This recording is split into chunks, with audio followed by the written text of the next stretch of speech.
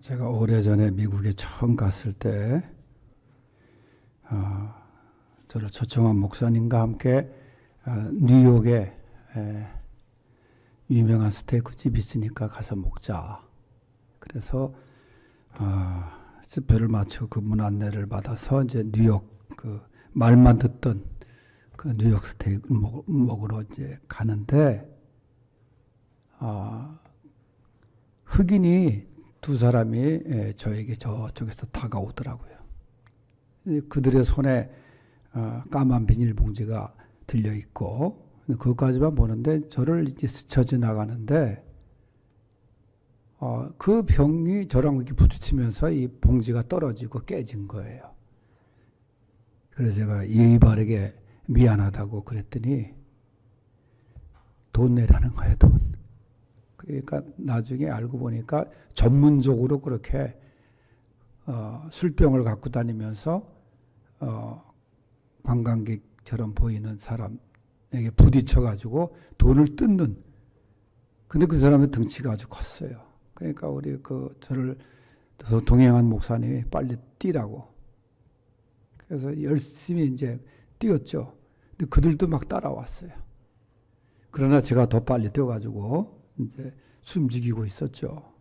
있는데 우리가 가야 할 그 식당이 그 사람들이 그 앞에서 서성거리는 거야. 안 가고. 한참 기다렸다가 이제 그들이 사라지고 가서 식사를 한 적이 있어요. 그래서 저는 뉴욕 하면은 그 흑인들만 생각나는 거야. 그래서 뉴욕이라는 곳이 그 이후에 제가 이제 그 뉴욕의 목양교회 집회를 가서 또 한번 갔다 왔습니다만 그때 그 시절이 생각나는 거예요. 그러니까 여행지에서 있었던 일 중에 그렇게 유쾌하지 않았던 일, 그게 남는 거예요. 이번에 이 베이징 북경이라는 곳에 가서 지금 동계올림픽을 우리가 선수들이 가서 하고 있는데 그 베이징이라는 데가 중국에서 큰 도시 아니에요, 수도인데. 근데 중국 사람들이 세계 한 가운데 있다 그러고 말이죠. 대국이라 그러는데 그게 사람들을 불러놓고 그렇게 텃세를 하는지, 심판은 또 하나같이 어떻게 중국 편만 드는지 몰라요. 그것도 눈에 보이게 그렇게 중국 편을 들고 하다 보니까 각 나라 선수들이 거기에 당하고, 그래서 눈 감으면 코베이징 그런 말이 나왔어요. 우리 선수들이 그런 가운데서도 이제 오늘 또 경기를 치르는데 그래서 최선을 다해서 아마 그 선수들에게는 베이징 하면은 기억하기 싫은 그런 도시로 아마 기억될 거예요. 근데 오늘 보면은 한 도시가 나오는데 그 도시 이름이 고린도입니다. 고린도. 이 고린도는 해안을 끼고 있는 아름다운 항구 도시고 무역이 빈번했던 도시고 뭐 저는 가보질 않았습니다만은 성지를 다녀오신 분들은 막 가신 분들 계시겠지만은 그러나 보지 않고 믿는 믿음이 더 귀한 믿음이기 때문에 하여간 그 고린도에는 이 책을 보니까 그렇게 아름다웠다 그래요. 무역도 잘 됐고. 그런데 또 한 가지 우상이 아주 성행했던 것이라 그래요. 우상이 덕실거렸던 곳이 고린도인데 오늘 본문에는 사도 바울 선생이 이 고린도에 이르렀을 때에 그 고린도에서 받은 은혜가 아주 컸습니다.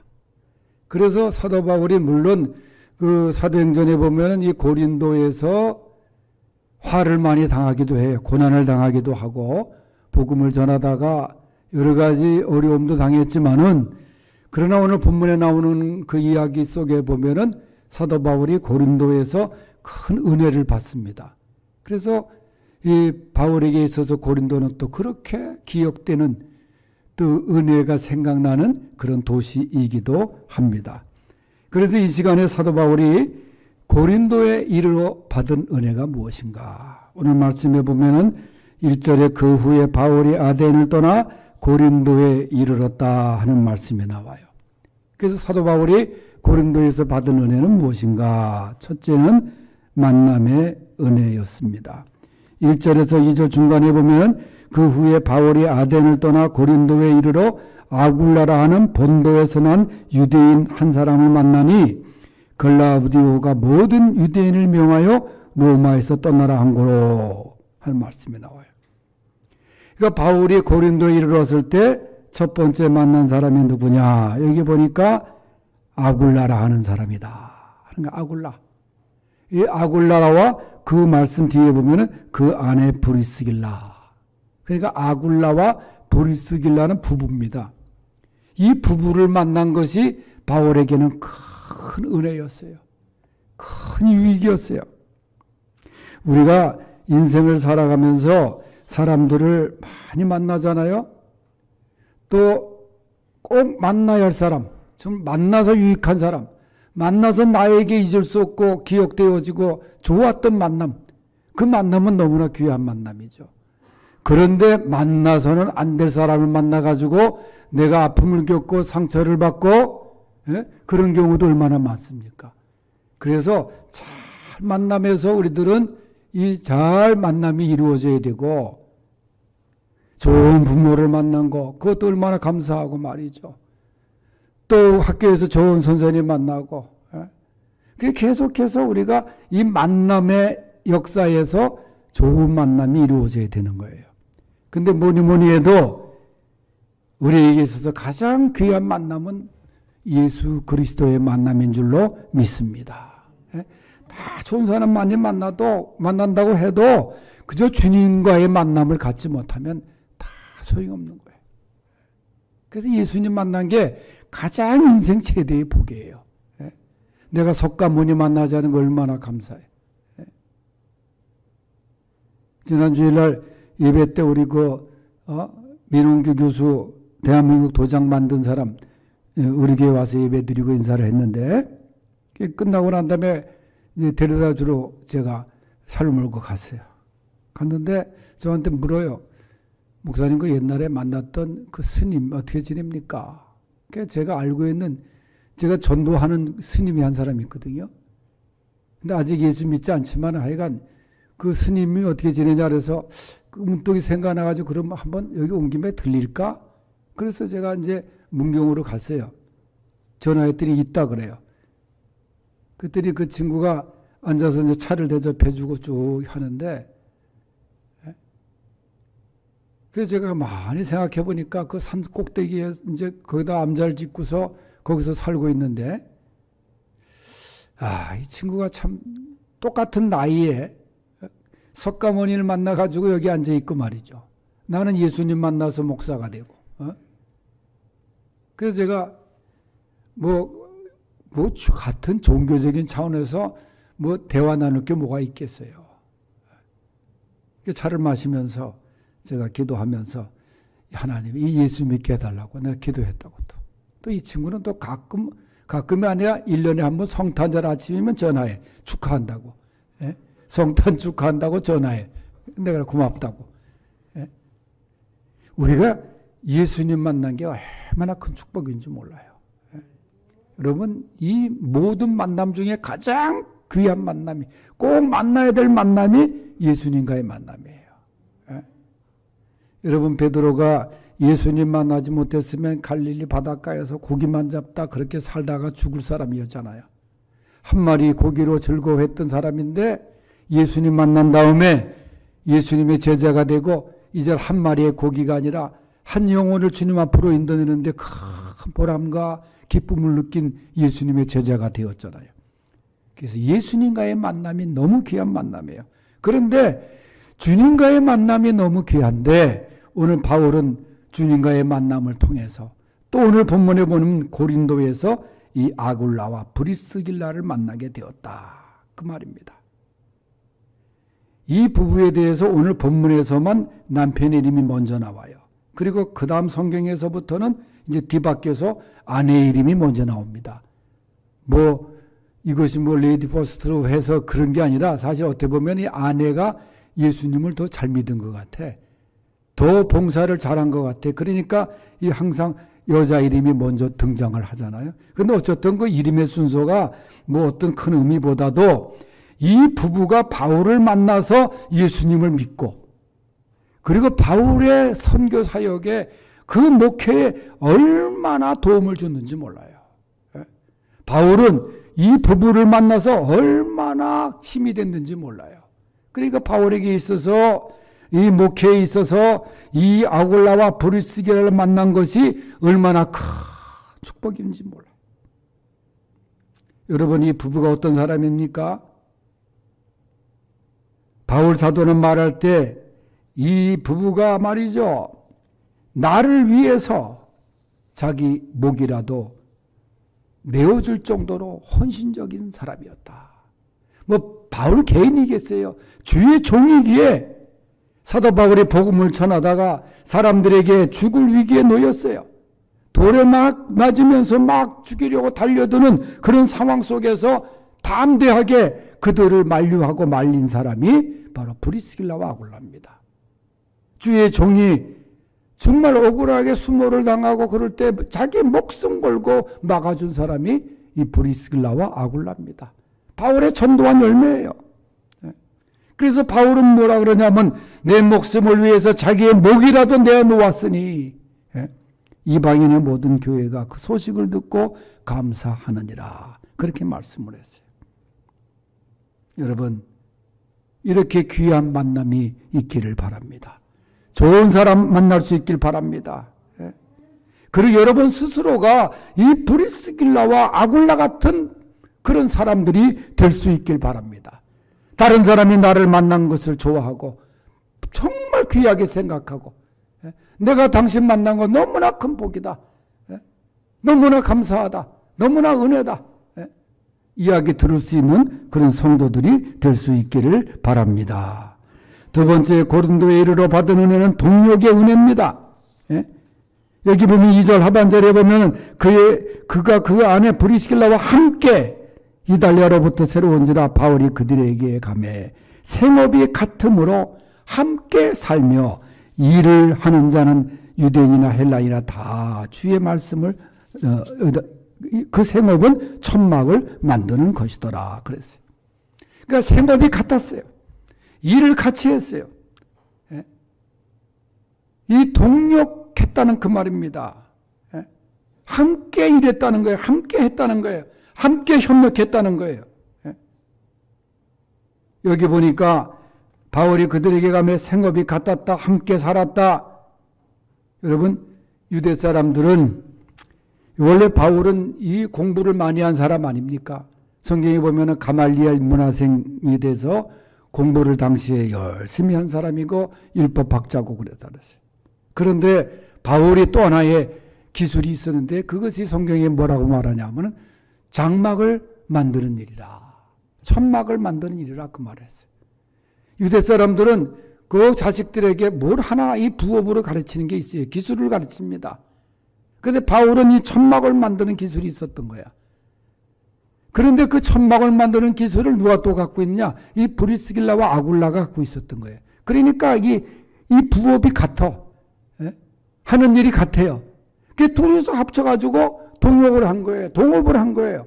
함께 일하는 거예요.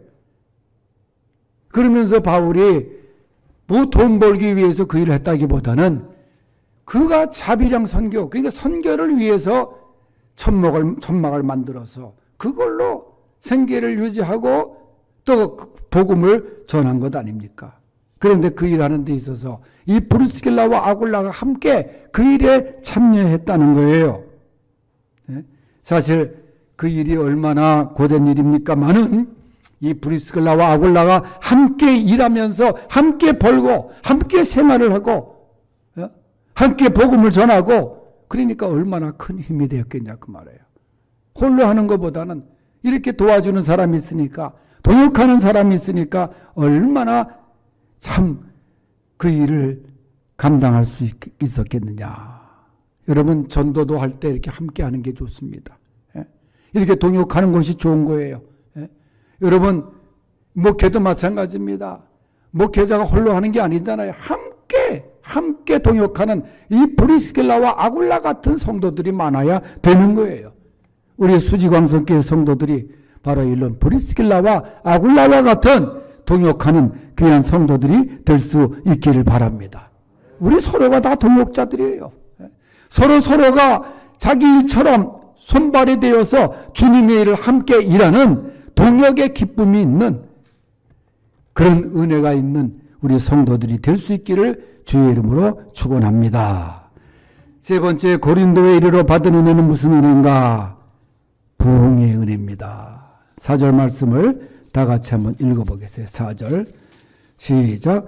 안식일마다 바울이 회당에서 강론하고 유대인과 헬라인을 권면하니라. 아멘. 또 8절을 읽어보겠습니다. 8절 말씀 시작. 또 회당장 그리스보가 온 지방과 더불어 주를 믿으며 수많은 고린도 사람도 듣고 믿어 세례를 받더라. 아멘. 자, 바울 사도가 고린도에 이르러서 이제 브리스글라와 아굴라를 만나고 복음을 전합니다. 천막을 만드는 일을 하면서 열심히 복음을 전해요. 그리고 안식일마다 말씀해 보니까 회당에서 설교를 합니다. 복음을 전합니다. 유대인과 헬라인들이 그 말씀을 듣습니다. 그런데 결과가 어떻게 나타나느냐. 8절에 보니까 그 회당장, 그 회당의 회당장 그리스도라는 사람이 온 지방과 더불어 주를 믿게 되었다는 거예요. 여러분, 회당장이 예수를 믿어요. 바울의 말씀을 듣고 예수를 믿어요. 그 가족들이 다 믿어요.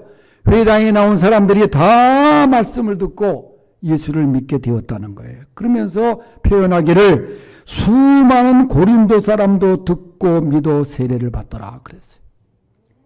여러분, 고린도에 이르러서 이렇게 복음의 역사가 일어납니다.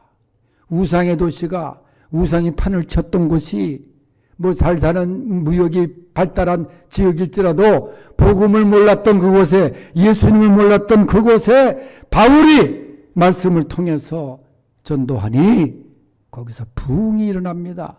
고린도 교회가 탄생이 됩니다. 그래서 고린도에 보면은 예수 믿는 사람들이 없었던 곳인데, 이렇게 사도 바울을 통해서 복음이 전해지고 안식일마다 많은 사람들이 예수를 믿고 세례를 받더라. 여러분, 이것이 1년여 기간 동안에 일어난 일입니다. 고린도에 부흥의 역사가 일어난 거예요. 개척한 지 1년여 기간 동안에 수다한 고린도 사람들이 모였으니 이게 얼마나 큰 은혜입니까? 이 사도 바울이 얼마나 큰 기쁨을 가졌습니까? 저도 이 개척하고 1년 만에 100명이 넘었을 때 얼마나 큰 기쁨이 있었는지, 뭐 고천명 되는 줄 알았어요. 여러분, 바울이 복음을 전할 때, 이렇게 역사가 일어날 때 이게 얼마나 큰 은혜입니까? 교회는 하나님의 은혜로 이렇게 성장해야 됩니다. 여러분, 사업하는 사람도 이렇게 성장하고 부흥하는 게 얼마나 큰 기쁨입니까? 큰 은혜입니까? 학업도 마찬가지예요. 학업이 성장하고 계속해서 발전해 나가고, 이게 얼마나 큰 기쁜 일이에요. 그런데 우리는 무엇보다 우리의 믿음이 성장해야 되는 것입니다. 우리의 신앙이 부흥되어야 되는 거예요. 에베소서 4장 13절에 말씀하신 것처럼 그리스도의 장성한 분량이 이르기까지 우리의 믿음이 점점점 성장하고 부흥되어야 하는 줄로 믿습니다. 이제 말씀을 정리합니다. 바울 사도가 고린도에 이르러서 경험했던 첫 번째 은혜는 만남의 은혜였습니다. 주님을 만나게 하고 브리스가와 아굴라 같은 사람 만나게 한 것. 이 만남의 은혜가 여러분과 함께 하기를 바랍니다. 목에서 내놓을 정도로 그런 동역자를 만난 것이 얼마나 바울의 선교에 큰 힘이 되었습니까? 두 번째는 동역의 은혜입니다. 함께 일할 사람을 만난다는 것, 함께 일하는 열매를 맺는다는 것, 이거 얼마나 귀한지 몰라요. 여러분들도 함께 동역할 사람들을 만나는 은혜와 축복이 있길 바라고, 좋은 사람 만나기를 바랍니다. 그리고 성장의 은혜, 부흥의 은혜, 이 말씀은 오늘 고린도에서 일어난 역사적인 사실이지만 우리에게도 똑같이 일어날 수 있는 사실인 것을 믿으시고 고린도의 은혜가 함께하기를 바랍니다. 하나님 아버지, 감사합니다. 우리 모두 사도 바울이 고린도에 이르러서 받았던 은혜, 우리 모두가 누리게 하여 주시옵소서. 예수님의 이름으로 기도하옵나이다. 아멘.